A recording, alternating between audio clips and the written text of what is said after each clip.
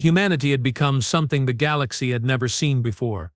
Not because they were the strongest, not because they were the smartest, not even because they were the most technologically advanced, though their adaptive ingenuity had surprised more than a few species across the spiral arm. No, humanity had become legendary because they were unkillable. The Galactic Federation had coined a term for their homeworld, Terra Mortis, the Death Planet, a world so hostile, so mercilessly brutal in its design, that it had forged a species capable of surviving anything the universe could throw at them. Gravity that would crush most sentient beings, weather patterns that shifted from Arctic freeze to volcanic hellscape in mere hours, predators so savage that even their plants had learned to kill, and from this nightmare world had emerged. Then, the humans called it Earth. Admiral Kalteth stood before the panoramic viewport of his command bridge, 6 arms clasped behind his chitinous back as he watched the planet below. Sigma-7 spun slowly beneath them.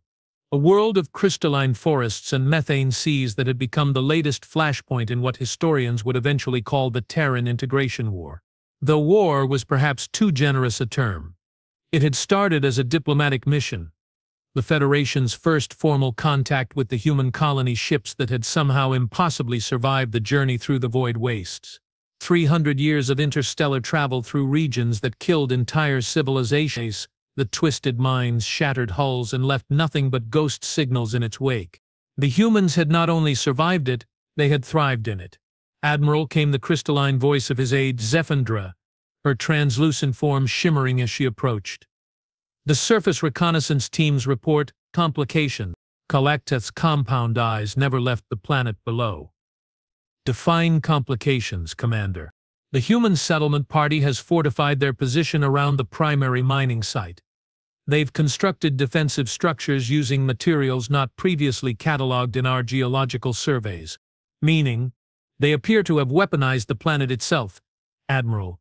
Crystalline formations that our sensors indicate should be purely decorative have been somehow integrated into kinetic barrier systems. The methane deposits they claimed were for atmospheric processors are now explosive.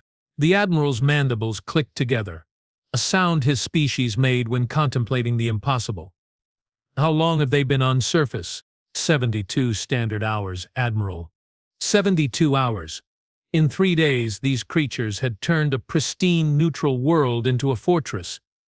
They had looked at paradise and seen a weapon. And our diplomatic envoy, Ambassador Veltari, and her protection detail are still within the human perimeter. They report that negotiations are proceeding, though she has requested additional cultural advisors who specialize in Deathworlder psychology. Admiral Kalteth turned away from the viewport, his 6 arms now moving in the complex gesture patterns that indicated deep concern among his people. Commander, I want you to prepare a full tactical assessment of the human position, not for attack, he added quickly, seeing the way her light form shifted. For understanding, we need to know how they think, how they see threats that we cannot even perceive. Admiral, if I may, our Xena psychology experts believe that their homeworld conditioning makes them incapable of trusting any environment. They see every situation as potentially lethal. It's why they've never lost a colony ship, never failed to establish a foothold wherever they land. They don't know how to not turn every location into a survival scenario. The Admiral nodded slowly. Which means that Ambassador Veltare and her team are currently trapped in what humans consider a safe zone. The implication hung in the recycled air of the command bridge like a gravitational anomaly. If humans considered their fortified position safe, what did they consider unsafe? Captain Dmitry Volkov wiped the sweat from his forehead with the back of a dirt-stained hand, leaving a streak of crystalline dust across his weathered face. The scar that ran from his left temple to his jaw, a souvenir from the Proxima Centauri incident, caught the alien sunlight as he surveyed their hasty fortifications. 3 days. That's all they'd had to prepare for what was coming, because something was always coming. Cap, called out Sergeant Rita Nakamura, from her position atop the hastily constructed observation tower, Federation atmospheric skimmers inbound. 4 of them, coming in low from the eastern ridge. Dmitri nodded, unsurprised. He'd been expecting this. You didn't establish a human presence anywhere without someone eventually showing up to check on your intentions. usually with weapons. Not that the Federation representatives carried traditional weapons. They didn't need to. When you could control gravity, manipulate molecular structures, or simply convince matter to stop existing, projectile firearms seemed quaint. But humans had learned something during their 3 centuries in the void. Every advantage could be turned against itself. Every strength had a weakness. Every perfect system had a flaw that could be exploited by something desperate enough, clever enough, or simply stubborn enough to keep trying. "Sergeant," Dmitri called back, "are our guests comfortable?" The ambassador and her team are still in the diplomatic pavilion. They seem curious about our defensive preparations. Keep asking questions about the blast foam barriers and the crystalline resonance disruptors. Of course they were curious. To most species, defense meant hiding behind force fields or retreating to orbital positions. To humans, defense meant turning the environment itself into a weapon that would make any attacker reconsider their life choices. The 4 atmospheric skimmers descended gracefully through Sigma-7's crimson-tinted sky, their anti-gravity systems humming with the kind of technological sophistication that made human engineers weep with envy. Beautiful, elegant, efficient, and completely dependent on gravitational field manipulation. Dmitri allowed himself a small smile as the skimmers passed over the seemingly innocent crystalline formations his teams had spent the last 3 days arranging. The Federation pilots wouldn't even notice the subtle changes in their gravitational readings. Why would they? The formations looked entirely natural. They were natural. That's what made them perfect. Humans had learned long ago that nature was the most effective weapons designer in the universe. Evolution had spent billions of years perfecting systems of attack, defense, and survival. All you had to do was pay attention, and then figure out how to use those lessons against beings who had never needed to learn them. The lead skimmer settled onto the designated landing pad, another natural formation that just happened to be positioned exactly where Dmitri wanted it. The other 3 took up standard Federation protective positions around the perimeter. Standard. Predictable. Safe. Ambassador Veltari emerged from the diplomatic pavilion, her ethereal form rippling with what Dmitri had learned to recognize as Federation curiosity. Behind her came her protection detail, 2 Krathari warriors whose metallic exoskeletons gleamed in the alien sunlight, and a psionic coordinator whose species name Dmitri couldn't pronounce but whose mental abilities could supposedly level mountains. "Captain Volkov," the ambassador's voice came through the universal translator, carrying harmonics that his equipment couldn't quite capture. "I trust our accommodations have been adequate." "We do our best, Ambassador," Dmitri replied, stepping forward with his hands clearly visible, a gesture of peace that apparently translated across species lines. "Though I understand your colleagues from orbit have some concerns about our settlement procedures. Indeed, Admiral Kulateth is curious about your defensive preparations. We were hoping you might provide a technical briefing on your methods. For diplomatic transparency, you understand." Dmitri nodded, his expression carefully neutral. "Of course, though I should mention that our methods are somewhat specialized for our particular needs." "Needs? Well, Ambassador," Dmitri gestured toward the crystalline formations around them, "my people have learned that when you're dealing with an unknown environment, it's best to assume that everything is trying to kill you until proven otherwise. Makes for longer life expectancy." The Federation representatives exchanged what their translators interpreted as confused harmonics. To them, Sigma-7 was paradise. Beautiful, rich in resources, tectonically stable with atmospheric conditions that could support dozens of known species. To humans, it was another Tuesday. "Captain," this from the psionic coordinator whose mental voice carried undertones of genuine bewilderment, "our extensive surveys indicate this world poses no significant threats. The atmospheric composition is ideal, the geological structure is stable, and there are no hostile life forms larger than the equivalent of your Earth insects." "That's good to know," Dmitri replied. "But what about the things your surveys missed?" "I'm sorry?" "The crystalline formations that resonate at frequencies that can shatter Federation hull material. The methane deposits that become explosive when exposed to the electromagnetic signatures of Federation technology. The harmless insect analogs that apparently carry a neurotoxin specifically tailored to affect Federation nervous systems." The silence that followed was deafening. "Captain," Ambassador Valtteri's voice had taken on a different quality. Are you saying this world is hostile? I'm saying every world is hostile, Ambassador. The difference is whether you prepare for it or not. Dimitri's smile never wavered. Which brings us to why Admiral Kalateth is probably getting very interesting readings from his sensors right about now. As if summoned by his words, the crystalline formations around the landing zone began to emit a low harmonic resonance. Nothing dramatic, nothing threatening. Just a subtle shift in the local gravitational field that would make Federation anti-gravity systems unreliable. The 4 atmospheric skimmers suddenly found themselves dealing with gravitational anomalies that their navigation systems had never been designed to handle. Not dangerous, not destructive, just inconvenient. Very, very inconvenient. Captain Volkov, the lead Federation pilot's voice crackled over the comm system. We're experiencing some technical difficulties with our propulsion systems. Are you able to assist? Dimitri keyed his communicator. Of course. Sergeant Nakamura, please activate the gravitational stabilizers around the landing zone. The harmonic resonance shifted, and suddenly the Federation skimmers found their systems functioning normally again. Thank you, Captain, came the grateful reply from the pilot. No problem, Dimitri replied, then turned back to the increasingly nervous Federation diplomatic team. As I was saying, Ambassador, humans have learned to work with the environment rather than in spite of it. Makes for much more effective planetary development. Ambassador Valtteri's translucent form had taken on patterns that Dimitri's cultural briefings indicated represented deep concern. Captain, are you holding us hostage? Hostage? Dimitri looked genuinely shocked. Ambassador, you're our honored guests. You're free to leave whenever you wish. We've simply taken some precautions to ensure that your visit is both safe and productive. Precautions that include weaponizing an entire planetary surface?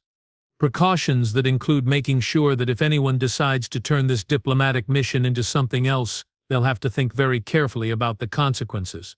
The Krathari warriors had begun shifting their positions, metallic carapaces grinding as they prepared for potential combat. The psionic coordinator's mental emanations had taken on the distinctive resonance patterns that preceded psychic assault, and Dimitri just stood there smiling. Gentlemen, he said quietly, I wouldn't recommend that. You dare threaten the Federation diplomatic corps?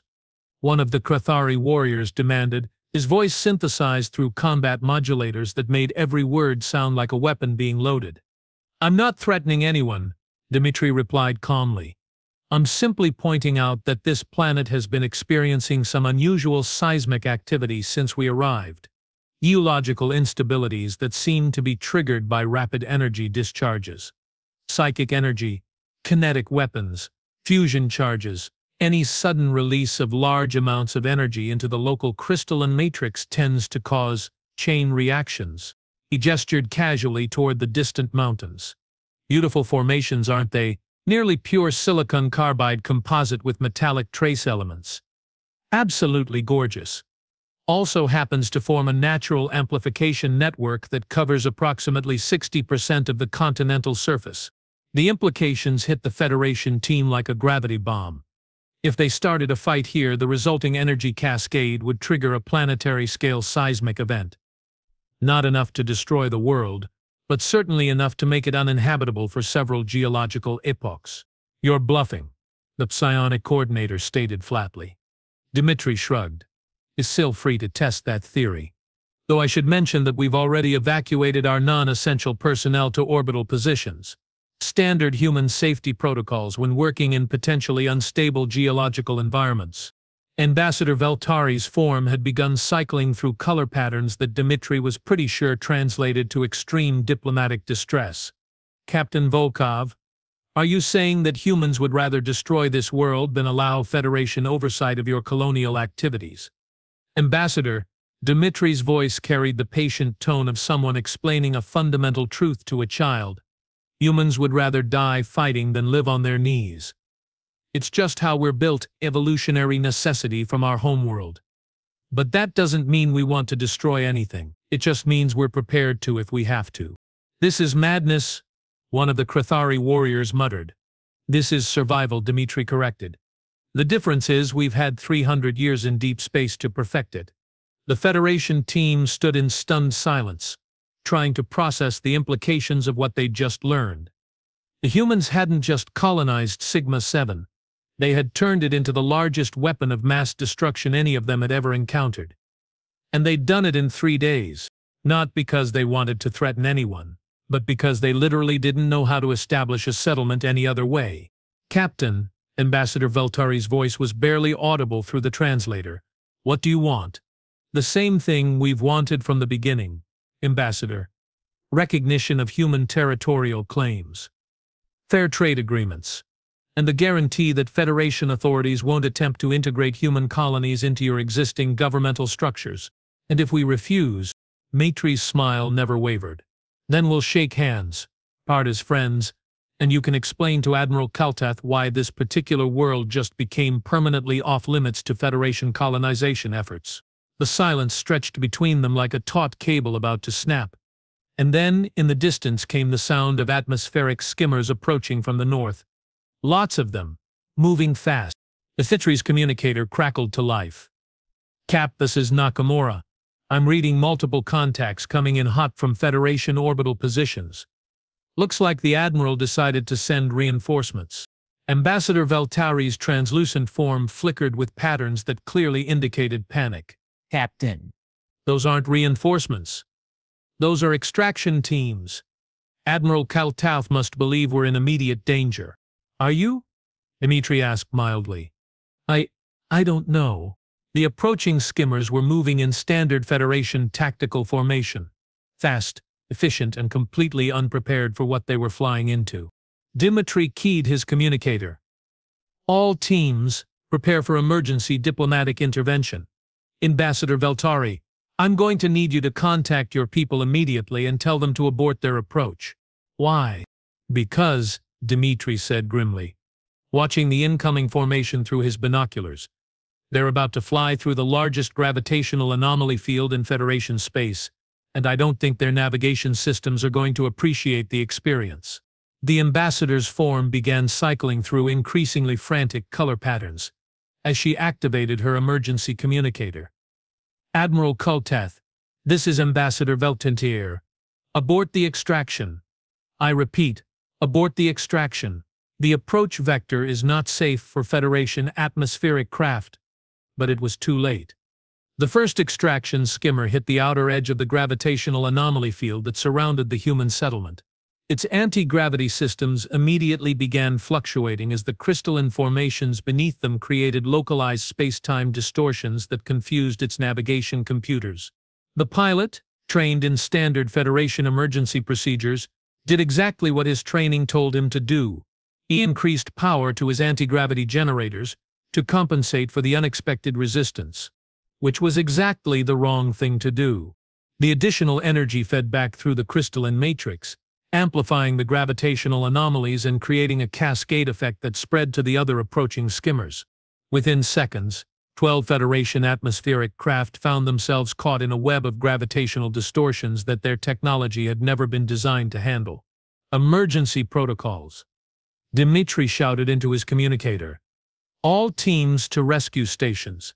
Prepare for multiple Federation craft emergency landings." And then he was running. Not towards safety.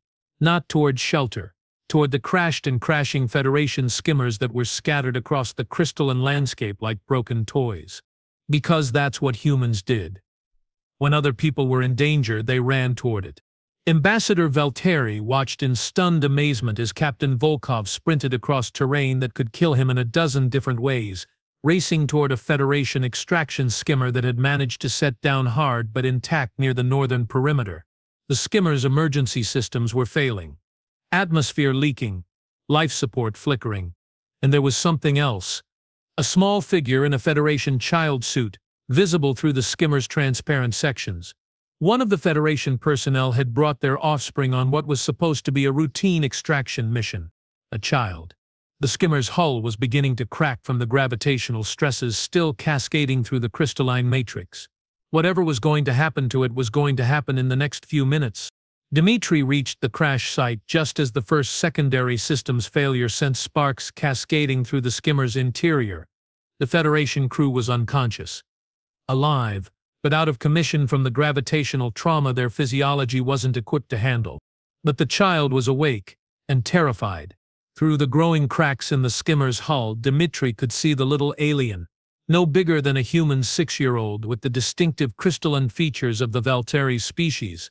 She was calling for her parent in harmonics that his translator couldn't process. But the meaning was universal.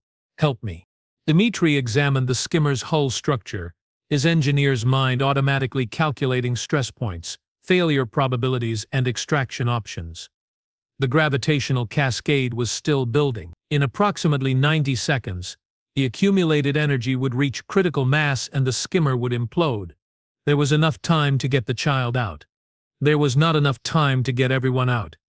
And the extraction process would require someone to manually override the emergency locks from inside the skimmer while the gravitational field was still active. Dmitri keyed his communicator.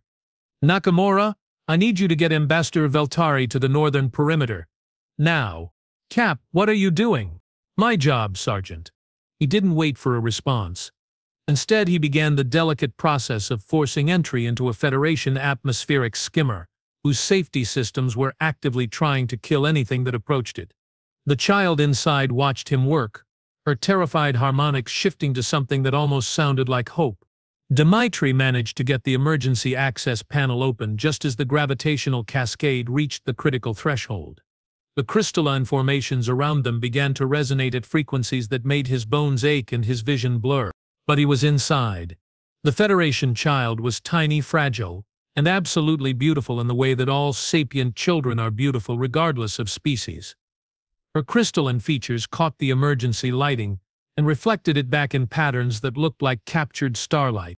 Hey there, little one, Dmitri said softly, knowing she couldn't understand his words, but hoping his tone would translate. Let's get you out of here. The skimmer's hull was beginning to buckle. Whatever was going to happen in the next 30 seconds. Dmitri scooped the child up in his arms, feeling her delicate structure, lighter than anything human but somehow more real than anything he'd ever held. She looked up at him with compound eyes that reflected trust and terror in equal measure, and then the gravitational cascade reached critical mass. The crystalline formations around the skimmer exploded outward in a shower of razor-sharp fragments, each piece carrying enough kinetic energy to punch through Federation armor plating. Dmitri had just enough time to turn his body between the child and the explosion. The shrapnel hit him like a cosmic freight train. Hundreds of crystalline fragments, each one a perfect weapon forged by gravitational forces beyond comprehension. They tore through his environment suit, his body armor, his flesh, but not through him, because humans were very, very hard to kill. The child in his arms remained untouched as Dmitri's body absorbed impacts that would have killed most Federation species instantly. His nervous system screamed protests that his brain ruthlessly suppressed. His blood painted the inside of his helmet crimson, but he kept running, through the cascade, through the explosion, through the gravitational anomalies that tried to tear him apart at the molecular level, until finally, impossibly, he emerged from the chaos and placed the Federation child gently in Ambassador Valtteri's trembling arms. "Your daughter?" he asked, swaying on his feet as his body's damage control systems fought to keep him conscious. "My offspring," the ambassador confirmed, her harmonics carrying overtones of gratitude that needed no translation. "Captain, you are severely injured. We must get you to medical facilities immediately." Dmitri looked down at himself, noting with detached interest the various pieces of crystalline shrapnel that were currently decorating his torso like some kind of avant-garde art installation. "Yeah," he agreed. "That's probably a good idea." And then he collapsed. The last thing he remembered was the sound of Ambassador Valtteri's voice calling for emergency medical transport, and the feeling of small crystalline hands touching his face with infinite gentleness. When Captain Dmitri Volkov finally lost consciousness on the surface of Sigma-7, he had no way of knowing that his actions in those final moments would change the course of galactic history, because sometimes the most important battles are won not by strength or technology or superior firepower. Sometimes they're won by someone who chooses to run toward danger instead of away from it. And sometimes, in a universe full of species that had forgotten what it meant to sacrifice everything for a stranger's child, that choice makes all the difference. Consciousness returned to Dmitry Volkov like a slow tide, bringing with it the peculiar disorientation that comes from awakening in a place that operates according to completely alien principles. The first thing he noticed was the absence of pain. This was wrong. Based on his last clear memory, taking several hundred pieces of crystalline shrapnel to protect a Federation child, he should be experiencing approximately 17 different varieties of agony. Instead, he felt nothing. Not numbness, not the artificial absence of sensation that came from medical painkillers. Just nothing. The second thing he noticed was that he could hear conversations happening around him in at least 4 different Federation languages, none of which his translator was processing correctly. This was also wrong. Standard Federation medical protocols required universal translation for all patients regardless of species or political status. The third thing he noticed was that his eyes were open, and he was staring at a ceiling that appeared to be grown rather than constructed. Organic curves, bioluminescent patterns that pulsed in rhythm with something that might have been a heartbeat, which meant he wasn't in a standard Federation medical facility. "He's conscious," said a voice in accented standard human coming from somewhere to his left. Neurological activity has shifted to waking patterns. Dmitry tried to turn his head toward the voice and discovered that he could move. Whatever had been done to him, he still had motor function. That was encouraging. What was less encouraging was the sight that greeted him when he managed to focus on his surroundings. He was lying on what appeared to be a biomechanical support matrix in the center of a spherical chamber whose walls were covered in displays, monitoring equipment and what looked like living tissue grafted with advanced technology. The air itself seemed to shimmer with microorganisms that his human eyes could barely detect. Standing around his bed were 6 beings representing at least 4 different Federation species, all wearing the distinctive robes of what he recognized as Federation Medical Research Division. Research Division. Not emergency medical, not trauma response. Research. "Captain Volkov," said the being who had spoken in human standard. A tall, ethereal creature whose species he didn't recognize. "I am Dr. Kethmorin, Chief of Xenobiology for this facility. How are you feeling?" Dmitry ran a quick mental inventory. No pain, full motor function, clear thinking, sensory input, normal. Either Federation medical technology was far more advanced than human intelligence had estimated, or something very interesting had happened to him. "I feel fine," he said carefully, which, given the last thing I remember, is somewhat surprising. "Indeed," Dr. Kuthmarin agreed. "You suffered catastrophic trauma to approximately 67% of your biological systems. By all rights, you should have expired within minutes of the incident. But I didn't." "No, Captain, you did not. And that is why you are here." Dmitry absorbed this information, his tactical mind automatically cataloging implications. "Where is here, exactly?" "Research Station Kethmorai, a Federation facility dedicated to the study of biological adaptation and survival mechanisms. We specialize in unique cases, and I'm a unique case because—" Dr. Kuthmarin gestured to one of the displays surrounding Dmitry's bed. The screen showed what appeared to be medical scans, though the technology was so advanced that he could only guess at their meaning. "Because, Captain Volkov, your injuries should have been fatal to any known form of organic life. The crystalline fragments that struck you carried enough kinetic energy to disrupt molecular bonds. They should have literally torn your cellular structure apart, but they didn't." "Oh, they did. Completely. For approximately 4 minutes and 37 seconds by Federation standards you were clinically dead. Total cellular breakdown. No measurable life signs." Dmitry felt something cold settle in his stomach. "Then how am I?" "Your cells regenerated." "Not healed, Captain. Regenerated.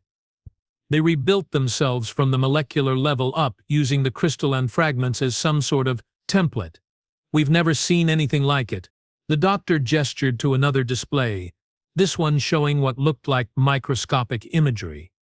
"The fragments that struck you weren't removed by our medical teams.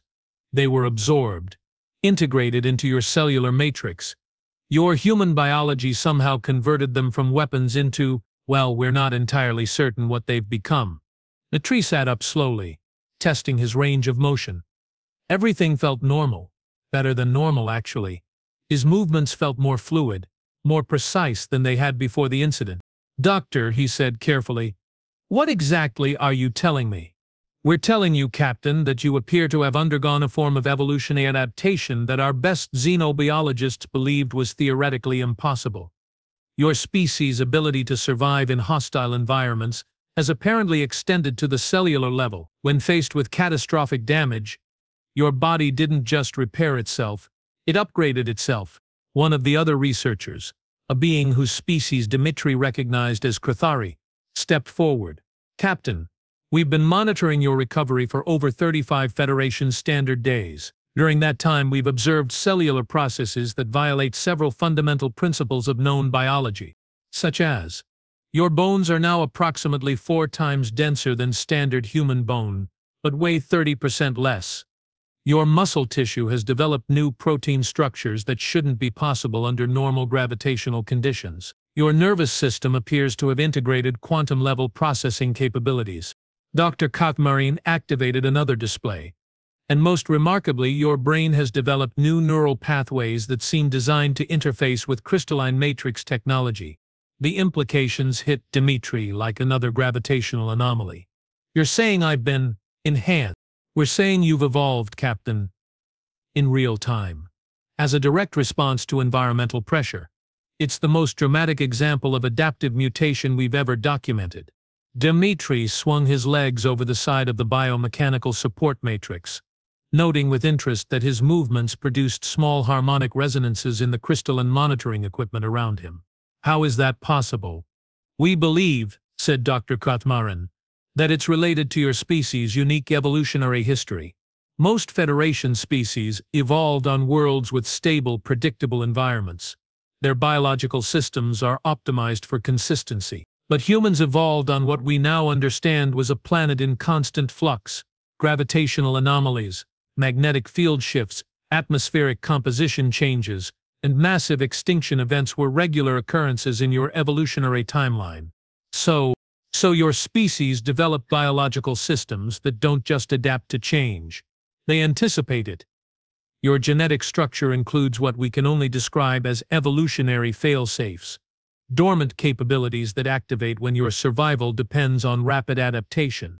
Another researcher, this one from a species whose name Dmitri couldn't pronounce, chimed in with harmonics that his enhanced neural pathways somehow understood without translation. "Your encounter with the crystalline energy matrix triggered those fail-safes. Instead of dying, your body used the trauma as a catalyst for directed evolution. You're not just alive, Captain. You're more alive than you were before." Dmitri stood up, feeling the subtle resonance between his enhanced biology and the crystalline technology around him. "And the child? The Federation offspring I was trying to protect?" "Safe," Dr. Kathmarin assured him. "Ambassador Velthari's daughter suffered no permanent damage from the incident. She's actually asked to see you several times, though we weren't certain you would recover sufficiently for visitors."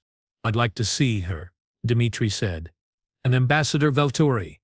I assume there are diplomatic implications to what's happened."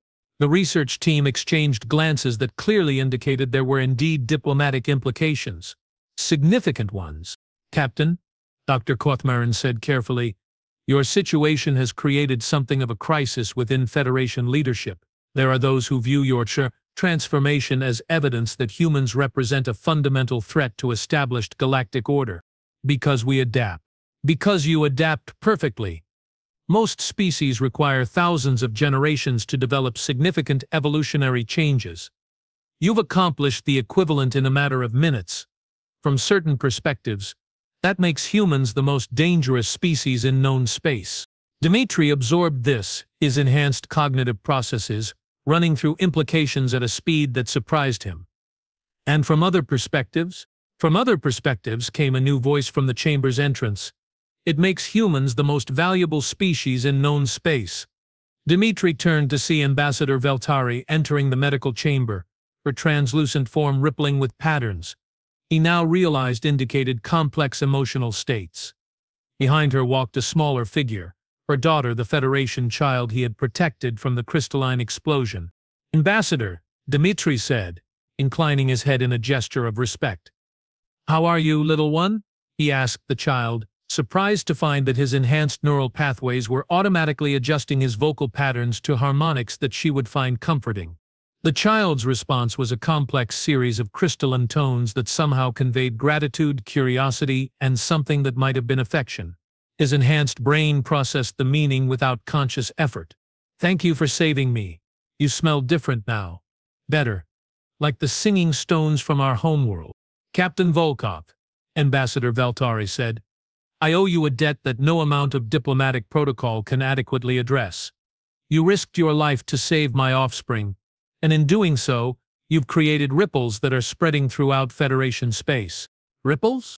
"Your actions on Sigma-7 have been analyzed by Federation historians, military strategists, and xenopsychologists. They've reached some interesting conclusions about human nature." Dr. Kilthmarine activated a new display, this one showing what appeared to be communications logs and data feeds from across Federation space. "Captain, in the 35 days since the Sigma-7 incident, Federation authorities have reviewed every recorded interaction with human colonies. They've identified a pattern that had previously been dismissed as statistical anomaly." "What kind of pattern?" "Humans," Ambassador Valtari said, "have never in 300 years of interstellar travel failed to respond to distress calls from other species, never retreated from conflict when civilians were in danger, never refused aid to those in need, regardless of political affiliation or species membership." Dmitri shrugged. "That's just what you do." "No, Captain, that's what humans do. Most Federation species operate according to complex calculations of risk, benefit, and obligation. They help others when it serves their interests or when they're required to by law. Humans help others because it never occurs to them not to." The child moved closer to Dmitri, her crystalline features reflecting the chamber's bioluminescent lighting in patterns that resembled captured starlight. She reached out with small, delicate appendages and touched his hand. The contact sent resonances through both their enhanced biologies, creating harmonics that made the chamber's monitoring equipment chime in sympathy. "What was that?" Dmitri asked. "Crystani bonding," Ambassador Valtari explained, her harmonics carrying overtones of amazement. "My daughter has just declared you to be family. In my species' culture, this creates obligations that transcend political boundaries." "Obligations?" "She has claimed you as kin, Captain. Which means that any threat to you is now considered a threat to our entire species. And given your new capabilities, that has created some very interesting political dynamics." Dr. Katamaran stepped forward. "Captain, what Ambassador Valtiri is trying to explain is that your transformation has divided Federation leadership into two camps. Those who view enhanced humans as a threat to be contained, and those who view them as partners to be cultivated. And the difference between those positions is war or peace, Captain. The future of human Federation relations may depend on how we proceed from here." Dmitri looked around the chamber, taking in the assembled researchers, the advanced technology, and the small crystalline child who had apparently adopted him as family. His enhanced cognitive processes were already working through the implications, calculating possibilities, and preparing for contingencies. "What do you need from me?" "We need you to survive," Ambassador Valtari said simply. "There are those within Federation leadership who believe that enhanced humans are too dangerous to be allowed to exist. They're planning to address the situation." "Address it how?" "By sterilizing human space before your species can undergo widespread adaptation," Dr. Kathmarin said grimly. "They view your transformation as the first stage of what they're calling Deathworld or Ascension, the possibility that humans will evolve beyond the ability of other species to coexist with them. And they're wrong because they're not thinking like humans," Ambassador Valtiri said. "They're assuming that enhanced capabilities will make humans more aggressive, more territorial, more dangerous. But your actions on Sigma-7 suggest the opposite. The more capable you become, the more willing you are to sacrifice for others." The child's harmonics chimed in agreement, adding overtones that Dimitri's enhanced neural pathways translated as, "The singing stone human makes everything safer. He makes the dangerous things become protective things." "Captain," Dr. Kuthmarin said. We believe that human enhancement doesn't make your species more dangerous to others. It makes you more dangerous to danger itself. You don't evolve to become better predators. You evolve to become better protectors. Which is why, Ambassador Valtteri continued, certain elements within Federation leadership view you as an existential threat. If humans can evolve to neutralize any danger, to protect against any threat, to survive any catastrophe, what need would the galaxy have for the Federation's protection? Inotri understood. This wasn't about biology or evolution or even enhanced human capabilities. This was about power, about control, about a galactic government that had built its authority on the premise that individual species needed Federation protection to survive in a dangerous universe. And humans were proving that premise wrong. How long do we have? He asked. The hardliners are pushing for a vote in the next Federation Council session, Ambassador Valtteri said. 72 standard hours. If they succeed in classifying humans as a Category 5 extinction risk, they'll have legal authority to deploy WMD-class containment protocols. Meaning they'll sterilize every human colony, every human ship, and Earth itself. The chamber fell silent except for the harmonics produced by the child's distressed emotional emanations. But Dr. Kuthmarin said slowly, there may be another option. I'm listening. The Federation Council has agreed to allow one human representative to address them before the vote, to present humanity's case for continued existence.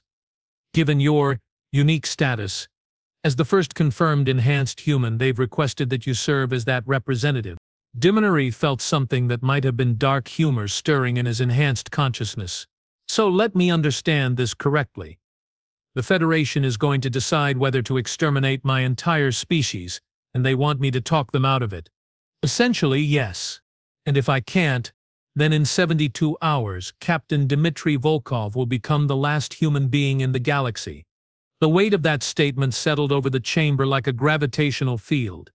Ambassador Valttari's daughter moved closer to Dmitry, her small form radiating harmonics that needed no translation. She was afraid, not for herself, but for him, for his species, for the future that hung in the balance. Dmitry reached down and gently touched her crystalline features, feeling the resonance between their enhanced biologies create patterns of light that danced across the chamber walls. What do you think, little one? He asked softly. Can one human convince a galaxy that his species deserves to live? Her response came in harmonics so pure, so confident that everyone in the chamber could understand them without translation. You already saved me. Now you'll save everyone. And for the first time since awakening in this alien place, Captain Dmitry Volkov smiled. Because sometimes the faith of a child is worth more than all the weapons in the galaxy. Doctor, he said, standing and feeling the enhanced strength flowing through his transformed body. I'm going to need briefings on Federation Council procedures, diplomatic protocols, and the legal frameworks governing extinction-level threat classifications. And then I'm going to explain to the Federation Council why humanity isn't the danger they think we are. How? Dimitri's smile widened, and for a moment Ambassador Valtteri caught a glimpse of what had made humans the most successful colonists in galactic history. By showing them what humans do when someone threatens the people we've sworn to protect. The Federation Council chambers were a monument to galactic civilization, a crystalline amphitheater that rose from the surface of Nexus Prime like a mountain carved from pure light. Inside, representatives from 8 Fordam species sat in perfect geometric harmony, their diverse forms united by technology that translated not just language, but intent, emotion, and meaning across the vast spectrum of galactic consciousness. Today they would decide whether humanity lived or died. Captain Dmitry Volkov stood in the center of the chamber, surrounded by a hemisphere of beings who had never known true danger, never faced extinction, never been forced to evolve or perish. His enhanced biology hummed with resonances that the chamber's crystalline structure amplified and reflected, creating subtle harmonics that seemed to make the very air itself more. High Arbiter Zekteran, ancient even by Federation standards, spoke with the voice of absolute authority. Captain Volkov, you stand before this council as representative of the species Homo sapiens, designated by Federation classification as potential Category 5 extinction risk. You have been granted this opportunity to address the concerns that have led to this designation. Speak. Dmitri looked up at the assembled representatives, his enhanced neural pathways automatically cataloging their body language, emotional emanations, and probability assessments.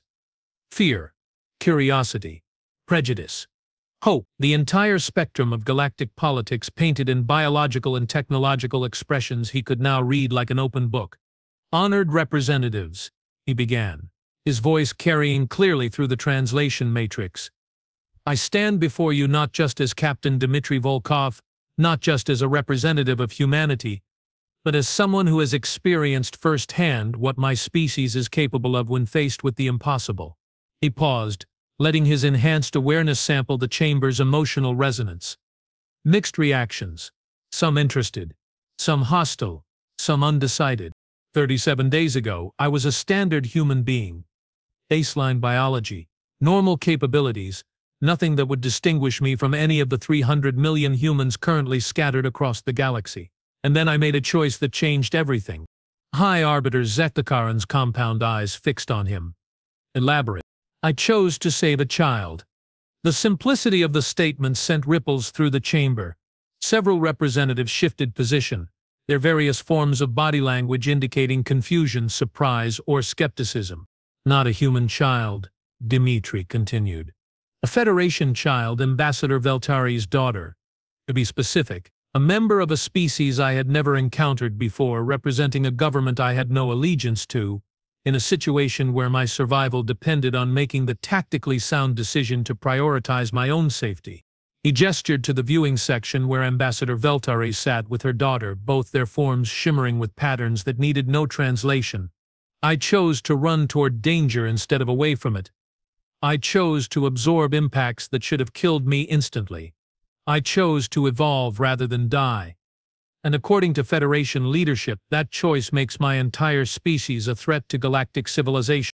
Senator Vortkan, representing the militant hegemony faction, spoke with harmonics that carried overtones of barely controlled aggression.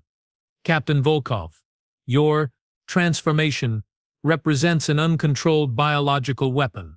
You have demonstrated the ability to adapt to any environment, to overcome any obstacle, to survive any threat.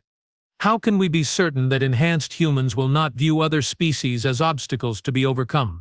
Dmitri turned to face the senator directly, his enhanced awareness noting the subtle threat postures being adopted by hegemony allies throughout the chamber. Senator, with respect, you're asking the wrong question. Enlighten us. You're asking how the Federation can be certain that humans won't become a threat. But the real question is, why would we want? The chamber erupted in a cacophony of translated responses, some confused, some angry, some intrigued. Senator Dmitri continued, let me ask you a question. In the 300 years that humans have been traveling through Federation space, how many unprovoked attacks have we initiated against Federation species? That is not. The answer is 0, Senator. In 3 centuries, humans have never started a war with a Federation member, never initiated hostilities against a peaceful colony, never refused aid to a species in distress, never abandoned civilians to save themselves. Ambassador Veltari stood in the observation section, her harmonics adding weight to Dmitri's words. The captain speaks truth. Federation records confirm this pattern across all documented human-Federation interactions. Records can be fabricated, Senator Vortkin countered. Then let's talk about something that can't be fabricated. Dmitri said, activating a holographic display in the center of the chamber. Let's talk about what happened when the crystalline cascade reached critical mass on Sigma-7. The display showed the moment of the explosion, the crystalline shrapnel, and Dmitri's decision to shield Ambassador Valtari's child with his own body. This is the moment, Senator, when an enhanced human had the opportunity to demonstrate what you claim we represent. A threat to Federation civilians. A being with superhuman capabilities facing a fragile, defenseless child from another species. The hologram slowed, showing frame by frame as Dmitri absorbed impacts that would have killed most Federation species instantly. And what did this dangerous, enhanced human do? He made sure the child didn't get hurt. The chamber fell silent. You want to know what human enhancement looks like? Dmitri asked, his voice carrying harmonics that the chamber's crystalline structure amplified into something approaching music. It looks like someone becoming strong enough to protect people who can't protect themselves. It looks like evolution in service of preservation rather than destruction. High Counselor Methculis, representing the ancient precursor species, spoke for the first time. Captain Volkov, your words are compelling, but words are not evidence. You speak of human nature, but nature can change. Power corrupts. Capability breeds ambition. How can we be certain that enhanced humans will not eventually view themselves as superior to other species? Dmitri smiled, and something in that expression made the entire chamber pause. Counselor, let me introduce you to someone. He activated his personal communicator, and a small, familiar voice filled the chamber through the translation matrix. Hello, Council, came the crystalline harmonics of Ambassador Velteri's daughter. My name is Shrapnel Velteri, and I am 6 cycles old. I wanted to tell you about my friend Dmitri. The child's voice was transmitted directly from the observation section, where she stood beside her mother with the kind of absolute confidence that only children possess. When the bad thing happened on the crystal world, I was very scared. The flying machine was breaking, and the loud noises hurt my song sense, and I couldn't find my mother-parent. But then Dmitri came. Her harmonics shifted to patterns that conveyed wonder and gratitude. He didn't run away from the scary thing. He ran toward it, and when the sharp stones came flying, he put himself between me and them. He let them hurt him so they wouldn't hurt me. The chamber was completely silent now, every representative focused on the child's testimony. But here's the important part, Shrikala continued. When Dmitri was protecting me, he wasn't strong like he is now. He was just regular strong. He chose to save me before he became enhanced. That means his heart was already strong enough even when his body wasn't. High Arbiter Zephykaren's ancient voice carried overtones of deep consideration. Continue, young one. The enhancement didn't make Dmitri good. Dmitri was already good, and the enhancement made him able to be good better, more good, stronger good. She paused, and when she spoke again, her harmonics carried the kind of wisdom that sometimes emerges from the mouths of children. I think humans don't get enhanced to be more dangerous to other people. They get enhanced to be more dangerous to the things that try to hurt other people. The profound silence that followed was broken by Senator Vorthkeen's skeptical harmonics. The testimony of a child is worth more than the fears of a politician, came a new voice from the chamber's gallery. Every head turned to see Admiral Kalateth entering the chamber, his 6 arms carrying data tablets and his expression indicating urgent news. Admiral, High Arbiter Zethikaran said, you are not scheduled to address this assembly. Circumstances have changed. High Arbiter, I request permission to present new evidence relevant to this proceeding. Granted. Admiral Kalatith activated the chamber's primary display system, filling the air above them with star charts, tactical displays, and what appeared to be deep space sensor readings. Honorable representatives, approximately 2 hours ago, our long-range monitoring stations detected an incoming threat that makes this entire debate irrelevant. The display shifted to show something that made several representatives emit sounds of distress. A massive space-borne entity, organic in nature but vast beyond comprehension. It moved through space like a living ship, its biomechanical structure incorporating technology that appeared to be centuries ahead of Federation capabilities. The entity appeared without warning at the edge of Federation space. It has already consumed the outer systems of the Regil sector and is moving toward core Federation worlds. Our best xenobiological analysts estimate it will reach Nexus Prime in approximately 18 standard hours. What is it? High Counselor Methculis asked. We don't know, but we know what it's capable of. It appears to feed on organized matter, breaking down technological structures and biological systems to fuel its own growth. 3 entire star systems have been processed in the last 6 hours.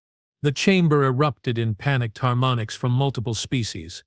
Admiral High Arbiter Zethkaran said, what is the Federation's response to this threat?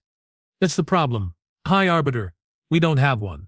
The entity's biomechanical structure is resistant to all conventional Federation weapons. Our energy weapons feed its growth. Our kinetic weapons are absorbed and converted. Our quantum disruption fields actually seem to make it stronger. Then what do you propose? Admiral Koleteth turned to look directly at Dmitri. I propose we ask Captain Volkov what humans would do. Every eye in the chamber focused on Dmitri, who stood quietly in the center of the amphitheater with his enhanced senses already working through the tactical implications of what he'd just learned. Captain? High Arbiter Zethkoran said. How fast is it moving? Dmitri asked. Approximately 0.3 light speed. What's its energy signature? Crystalline-based bioelectrical matrix with quantum resonance characteristics. Dmitri's enhanced neural pathways process this information in seconds, cross-referencing it with his new understanding of crystalline technology and biological adaptation. It's not feeding on matter, he said suddenly. It's feeding on order, on organized systems, on the kind of perfect, efficient structures that Federation technology creates. Meaning it's the perfect predator for a galaxy full of species that rely on technological solutions to survival problems. But it's never encountered prey that solves problems by adapting instead of building. He turned to address the entire chamber. Honored representatives, you've spent the last several hours debating whether enhanced humans are too dangerous to be allowed to exist. But what you're really afraid of is change, of unpredictability, of solutions that don't fit into your established frameworks. The display showed the entity continuing its inexorable advance toward core Federation worlds. That entity out there. It represents everything that Federation civilization has taught you to fear. It's chaotic, unpredictable, and absolutely lethal to organized resistance. Your technology can't stop it, because your technology is what it feeds on. Then how do we fight it? Senator Vorthakine demanded. Dmitri's smile was sharp as crystalline shrapnel. We don't fight it, Senator. We out-evolve it. He activated his personal communicator. Nakamura, are you receiving this transmission? Sergeant Rita Nakamura's voice came through clearly from whatever human vessel was standing by outside the system. Roger, Cap. We've been monitoring Federation communications. Thing looks nasty. How many enhanced humans do we have available? Just you so far, Cap. But give us about 6 hours in a properly chaotic environment, and we can probably arrange for a few more. The chamber rebutted in confused harmonics. Captain Volkov, High Arbiter Zethkoran said, What are you proposing? I'm proposing that instead of debating whether enhanced humans are a threat to Federation civilization, we let enhanced humans save Federation civilization. Give us access to Federation enhancement technology, transportation to the intercept coordinates, and authorization to do what humans do best. Which is? Survive what shouldn't be survivable, and protect what needs protecting. Ambassador Valtteri stood in the observation section. High Arbiter, I formally request that the Valtteri species be allowed to volunteer for human enhancement procedures. If Captain Volkov's analysis is correct, crystalline-based biology may be compatible with the adaptation process. As do I, came another voice from the gallery. Then another. Then dozens. Within minutes, representatives from over 100 Federation species had volunteered to undergo whatever enhancement procedures might make them capable of fighting an entity that fed on order itself. Senator Vorthkin's harmonics carried overtones of desperate disbelief. This is madness. You're talking about deliberately triggering uncontrolled biological mutations across multiple species. No, Senator, Dmitri said quietly. We're talking about evolution, about adaptation, about becoming something that can survive in a universe that's trying to kill us. He looked up at the assembled representatives, his enhanced awareness reading the complex mix of fear, hope, and desperate courage that filled the chamber. You wanted to know what enhanced humans represent? We represent the refusal to go quietly into extinction. We represent the choice to become something new rather than die as something old. We represent the possibility that intelligence and determination can overcome any threat, no matter how impossible it seems. The entity on the display screen continued its advance, now less than 17 hours from reaching the core Federation worlds. So here's my proposal. Honored representatives, Dmitri continued. Instead of voting on whether humanity deserves to exist, Why don't we find out whether existence itself deserves to survive? Give us 18 hours, access to Federation enhancement facilities, and volunteers from every species willing to risk becoming something more than what they are. And if you fail, then at least we'll fail while trying to save everyone else, which is what humans do. High Arbiter Zethkaran looked around the chamber, reading the emotional emanations of nearly 1,000 representatives from across the galaxy, all in favor of authorizing emergency enhancement procedures and designating Captain Volkov as Supreme Commander of Federation Defense Forces. The vote was unanimous. 6 hours later, the first wave of enhanced Federation volunteers launched from Nexus Prime aboard converted research vessels, their transformed biologies humming with the same crystalline resonances that had saved a child on Sigma-7. 12 hours later, they made contact with the entity at the edge of the Vega system. And 18 hours after that, Captain Dmitry Volkov stood on the bridge of the Federation flagship Unity, watching through enhanced eyes as the entity that had threatened to devour galactic civilizations slowly, peacefully, settled into orbit around a star whose energy it could feed on without destroying entire worlds. Because sometimes, the solution to an impossible problem isn't to fight harder. Sometimes it's to understand better. And sometimes, when you're dealing with a living entity that feeds on order, the answer is to introduce it to chaos. The controlled, directed, purposeful chaos that comes from beings who have learned to survive by becoming more than what they were.